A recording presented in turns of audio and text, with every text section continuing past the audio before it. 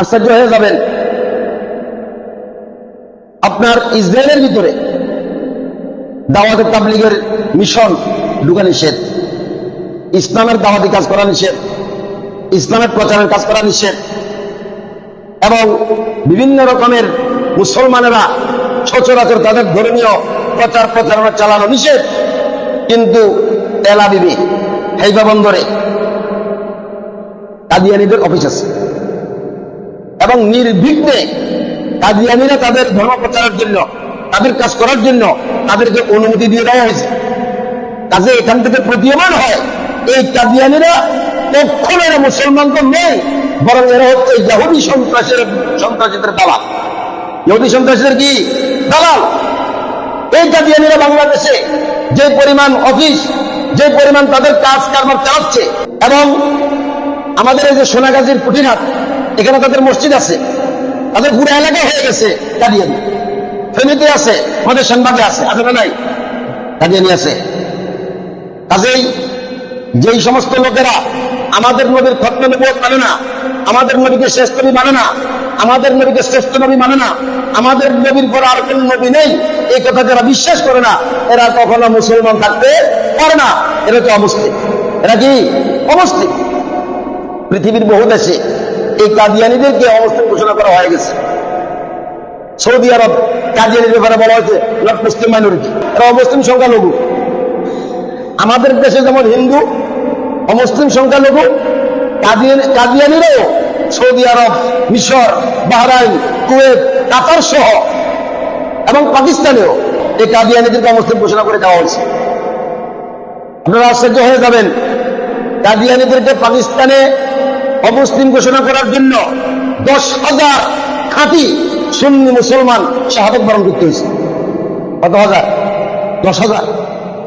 10,000 খাঁটি মুসলমানকে বুকের তাজা রক্ত ঢেলে দিতে হয়েছে এই পাকিস্তানের ভিতরে কাদিয়ানীদেরকে অমুসলিম ঘোষণা করার জন্য। অবশেষে পাকিস্তানের সরকার পার্লামেন্টে বিভিন্ন যুক্তি তর্ক উত্থাপন করেছেন এবং বিভিন্ন দলিল প্রমাণ চেয়েছেন।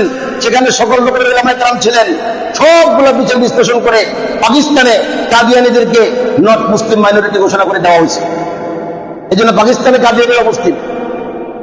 আরব দেশের সব জায়গাতে কি কাদিয়ানীরা মুসলিম, অথচ আশ্চর্য হলো দ্বিতীয় বৃহত্তর মুসলিম রাষ্ট্র বাংলাদেশে কাদিয়ানীদেরকে মুসলিম ঘোষণা করতে আমরা পারি নাই। আপনাদের প্রশ্ন থাকতে পারে, কাদিয়ানীদেরকে মুসলিম সরকার ঘোষণা করলেও কি না করলেও এরা তো মুসলিম, সরকারিভাবে ঘোষণা করার দরকার, মানে সরকারিভাবে ঘোষণা করার দরকার আছে। এদেরকে যদি সরকারিভাবে অমুসলিম ঘোষণা করা না হয়, তখন এরা বিদেশে যে যায় পাসপোর্টের ভিতরে ধর্মীয় যে পরিচয়, এটা কি মুসলমান থাকে না অমুসলমান থাকে?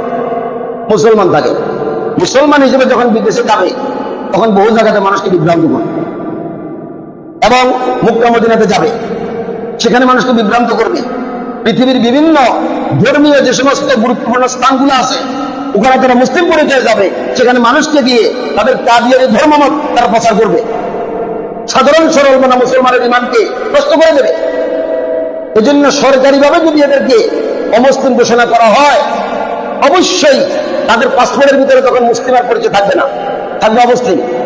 তখন তারা আর মুসলমান দাবি করে সাধারণ মানুষকে বিভ্রান্ত করার সুযোগ পাবে না। এই জন্য সময় আমাদের হাতে কম, আমরা বেশি আলোচনা করতে যাব না।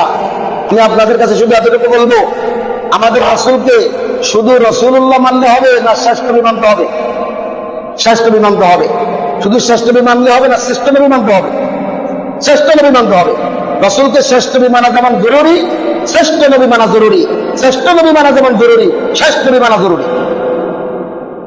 প্রশ্ন হইতে পারে, হাদিসের ভিতরে আছে লা নবিয়্যা বাদি, আমার পর আর কোনো নবী আসবে না, অথচ হাদিসের ভিতরে আছে ঈসা আলাইহিস সালাম কিয়ামতের আগে আসবেন। তাহলে ওই হাদিসের সাথে একটা সাংঘর্ষিকতা হলো কি হলো না? হলো। এটার সমাধান করবে উলামায়ে কেরাম বলেছেন, রাসূল যে বলেছেন লা নবিয়্যা বাদি, আমার পর আর কোনো নবী নাই, এটার মানে হলো নতুন শরীয়ত নিয়ে, নতুন কিতাব নিয়ে কোন নবীর আগমন হবে না। ঈসা আলাইহিস সালাম যে আসবেন বলছেন, ওটা নতুন নবীও নয়, নতুন শরীয়তও নয়। আমাদের নবীর কোরআনের অনুসারী হয়ে ঈসা আলাইহিস সালাম দুনিয়াতে আসবেন, আসমান থেকে আসবেন। কাজে উনি যেহেতু নতুন শরীয়তও পাবেন না, নতুন রিসালাতে পাবেন না, নতুন নবীও নয়, আগের নবী। আবার আমাদের কোরআনের অনুসারী হয়ে আসবেন, কোরআন অনুযায়ী পুরো বিশ্বকে পরিচালনা করবেন ঈসা আলাইহিস সালাম। কাজেই এই হাদিসের সাথে ঈসা আলাইহিস সালামের আগমনের হাদিসের সাথে আর কোনো সাংঘর্ষিকতা নাই। ওই হাদিসে বলা হয়েছে নতুন নবী হবে, এই হাদিসে বলা হচ্ছে নতুন নবী নয়, আগের নবী কোরআনের অনুসারী হয়ে যাবে, তাদের কোনো অসুবিধা নাই। এই জন্য মুসলিম শরীফের আরেক হাদিসে বলা হয়েছে লা নবুওয়াতা বা'দি, আমার পরে কোনো নবী না মানে হলে নতুন ভাবে কেউ নবুয়ত পাবে না, কেউ কি পাবে না, নবুয়ত পাবে না। কাজেই সকল হাদিসকে সামনে রাখলে এই কথাটা পরিষ্কার হয়ে যায়, আমাদের নবীর পরে আর কোনো কি নাই, নবী নাই, সংসদে আইন চাই।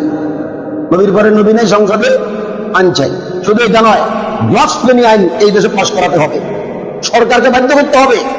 আমার এই দেশে কেউ যদি ইসলামকে অবমাননা করে, হিন্দু ধর্মকে অবমাননা করে, খ্রিস্ট ধর্মকে অবমাননা করে, কোন ধর্মকে, ধর্মগুরুকে কেউ যদি অবমাননা করে, ধর্মের কোন বড় লোককে যদি অবমাননা করে, অবশ্যই তাকে ফাঁসির রশিতে ঝুলিয়ে মৃত্যুদণ্ড কার্যকর করে দিতে হবে। এটা নাম হচ্ছে ব্লাসফেমি আইন। এই ব্লাসফেমি আইন বাংলাদেশে নাই, পাকিস্তানে আছে। পাকিস্তানে কি আছে? পৃথিবীর বিভিন্ন দেশে ব্লাসফেমি আইন আছে, আমার এই দেশে নাই। এই জন্য ফেসবুকের ভিতরে, ইউটিউবের ভিতরে, টুইটারের ভিতরে, বিভিন্ন জায়গাতে ধর্মকে নিয়ে অবমাননা করা হয়, কোনো বিচার হয় না বিদায় এগুলা নিয়ে সবসময় একটা হজবরল অবস্থা চলে। এই জন্য আমরা সরকারের কাছে অবশ্যই বলবো, আগামীকালকে ঢাকাতে সোহরাওয়ার্দী উদ্যানে সমাবেশ হবে, আপনারা দোয়া করবেন। ইনশাল্লাহ 10 লক্ষের উপরে লোক হবে, ইনশাল্লাহ 10 লক্ষের উপরে। কারণ এই বাংলাদেশে নবীর খতমে নবুয়ত সম্পর্কে প্রায় 11টা সংগঠন কাজ করে। কতটা সংগঠন? 11 সংগঠন খতমে নবুয়তের উপর কাজ করে। 11 সংগঠন, কেউ বেদাতি, কেউ কমির ব্যানারে, কেউ আলিয়ার ব্যানারে, কেউ সুন্নতের ব্যানারে, এক একজন এক এক রকমের ব্যানারে কাজ করতেছে। কিন্তু আগামীকালকের সমাবেশের ক্ষেত্রে 11 সংগঠন সবগুলো এক, সবগুলো কি এক। এই জন্য সারা বাংলাদেশ থেকে ইনশাল্লাহ মানুষ আসবে, পাকিস্তান থেকে বড় বড় ওলামায়ে কেরাম আসবেন, ভারত থেকে বড় বড় ওলামায়ে কেরাম আসবেন। আগামীকাল সকাল 8টা বাজে সোহরাওয়ার্দী উদ্যানে বিশাল গণসমাবেশ হবে। এই জন্য আপনারা যারা যাইতে পারবেন, ইমানের দাবি যাইতে হবে। ইনশাল্লাহ আমিও যাব, আজকে রাত্রে আমাদের গাড়ি ছেড়ে যাবে, আমিও যাবো ইনশাল্লাহ। আমাদের মাদ্রাসা থেকে 24 জন ওস্তাদ সবগুলো যাবে, ছাত্র অনেকজন যাবে, এবং আশেপাশের বহু সরল মানা মুসলমান ইমানদার যারা আল্লাহ রাসূলকে বিশ্বাস করার একজন যাবে। আপনারাও চেষ্টা করবেন, আশেপাশে অনেক মাদ্রাসা থেকে হয়তো যাবে। যদি যাইতে চান আজকে যোগাযোগ করে রাত্রে গাড়ির ভিতরে উঠে যেতে হবে। এই জন্য চেষ্টা করবেন সেটা করার জন্য। আর না পারলে অন্তত দোয়া তো করতে পারবেন, ইনশাল্লাহ দোয়া করবেন যাতে করে আমাদের এই সমাবেশ কামিয়াব হয়। আমাদের ধর্মমন্ত্রী ডক্টর আবু মোকাল্লা হুজুর আছেন, হুজুর ইনশাল্লাহ যথেষ্ট কাজ করতে পারবেন। এত মানুষের সমাগম দেখলে সরকারি বিষয়টা উত্থাপন করতে পারবেন, কথা বলতে পারবেন। এই জন্য ইনশাল্লাহ দোয়া করবেন আল্লাহ পাক সার্বিকভাবে আগামীকালকের খতমে নবুয়ত সংরক্ষণ কমিটির যে বিশাল সমাবেশ সোহরাওয়ার্দী উদ্যানে, এটাকে আল্লাহ পাক কামিয়াব করে। দোয়া করতে পারবেন ইনশাল্লাহ, দোয়া করবো আল্লাহ পাক কামিয়াব করে। সবাই বলেন আমিন।